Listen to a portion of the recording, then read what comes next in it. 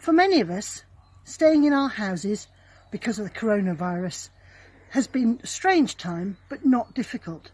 But there are some families who find staying at home together really problematic. It could be that you're in a house with someone who makes you feel afraid or who's hurting you.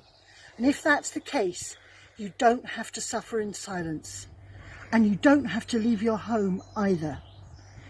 It may be tricky for you to call out for help, but just remember, if you phone 999 and don't make any comment, they'll ask you if you're in an emergency, and if you press 55, someone will come to help you. Don't be afraid and alone in your home, even though you're with other people. There are people who can help you, and we've got a system that will keep you and your family together in your home and safe through this difficult time. Numbers to help you will be added to this video. Stay safe, and if you know of anybody who's afraid when they're in their own home, get in contact with them and ask them to look for help.